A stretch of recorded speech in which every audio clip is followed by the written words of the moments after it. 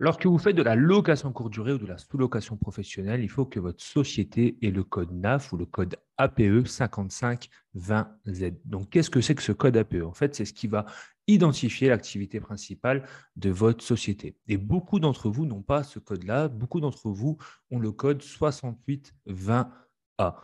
Or, ça peut avoir une incidence, notamment si vous devez avoir des aides de l'État. Lorsqu'il y a eu également le Covid, on a pu avoir des aides de l'État qui ont amené à ce que certains d'entre vous ont eu des refus parce que le code APE était faux. Il peut y avoir aussi des incidences lorsque vous cherchez une assurance, notamment la responsabilité civile professionnelle. Et également, il peut y avoir une incidence lorsque vous allez salarier des personnes dans votre entreprise ou si vous-même vous êtes salarié sur les cotisations. Donc, ce qu'il faut faire, c'est changer ce code APE et changer le code APE que vous avez actuellement avec le code APE qui devrait être légalement présent sur votre activité si la sous-location professionnelle ou si la location courte durée fait partie de l'activité principale de votre société, c'est-à-dire en 55-20Z. Donc, pour rappel, le code APE ou le code NAF, qui veut dire quasiment la même chose, ce sont deux nomenclatures différentes. Une est la nomenclature européenne et l'autre, c'est la nomenclature française. C'est le code qui va permettre à l'ensemble de l'administration de savoir quelle est l'activité principale, c'est-à-dire l'activité qui rapporte le plus de chiffre d'affaires dans votre société. Donc, lorsque ce code NAF est faux ou ce code APE est faux, il faut le modifier. Et là, dans cette vidéo, je vais vous montrer comment modifier ce code. C'est très simple. Il suffit juste de le faire pour justement ne pas être confronté à ces problématiques que je vous ai exposées il y a quelques secondes dans cette vidéo. Mais juste avant, je lance l'introduction.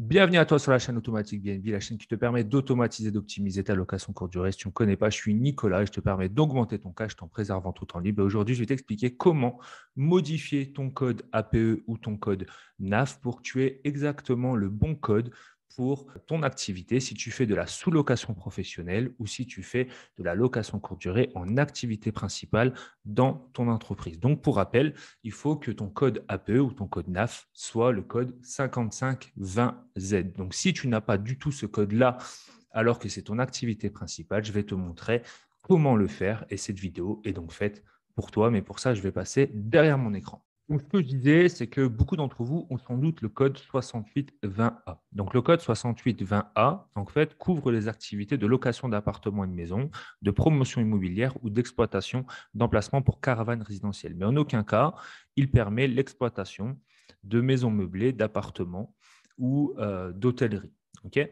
Donc, ça veut dire que ceux qui ont ce code NAF, alors que vous faites de la location courte durée ou que vous faites de l'activité de sous-location professionnelle et que vous avez ce code-là, alors que c'est votre activité principale, ça veut dire qu'il y a une erreur. Donc, il faut changer ce code 6820A en 5520Z. Pourquoi? Parce que ce code-là, c'est ce qui permet de couvrir l'activité de maisons de vacances pour enfants ou autres, d'appartements, pavillons de vacances, résidents de tourisme, maisons familiales, auberges de jeunesse. Et lorsqu'on voit ici le code APE, c'est bien indiqué que ça permet de couvrir l'activité d'hébergement touristique et autres hébergements courte durée. D'où l'intérêt réel de changer son code APE. Donc, pour changer son code APE, c'est très simple. Il faut remplir ce formulaire que je vais mettre sous cette vidéo, qui est accessible sur le site de l'INSEE, mais sous cette vidéo, vous allez pouvoir y accéder rapidement. Donc, c'est très simple. Vous allez mettre votre numéro sirène actuel de votre société. Ici, vous allez désigner l'activité principale que vous avez. Donc là, vous allez mettre location de meublés touristiques ou activité d'hébergement touristique. Vous indiquez l'activité que vous faites. Si vous avez des salariés, vous le faites et vous mettez votre pourcentage de chiffre d'affaires. Si vous avez plusieurs activités, vous n'hésitez pas à les mettre ici.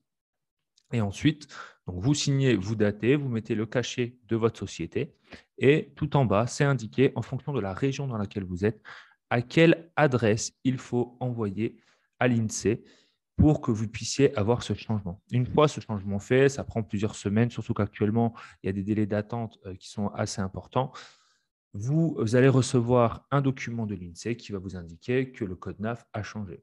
Et ainsi, lorsque après vous allez réindiquer votre numéro SIRET sur des sites de l'administration, vous allez voir que votre code NAF a changé. Et vous allez voir aussi que ça va vous permettre par la suite d'avoir des problèmes lorsque vous cherchez une assurance, lorsque vous voulez salarier quelqu'un. Parce que quand vous allez salarier quelqu'un, par exemple, si votre code NAF est faux, on va vous amener sur des conventions collectives qui ne correspondent pas à votre activité principale. Donc, ça peut quand même avoir des incidences assez importantes. Et comme je vous l'ai dit également tout à l'heure, lorsqu'il y a eu les aides proposées lors du Covid, il y a certaines personnes que j'ai suivies et accompagnées qui m'ont indiqué ne pas pouvoir avoir le PGE, tout simplement parce que leur code NAF était erroné. Si cette vidéo vous a plu, n'hésitez pas à l'indiquer sous les commentaires. Si vous avez déjà eu des problèmes avec votre code NAF, n'hésitez pas à me l'indiquer également.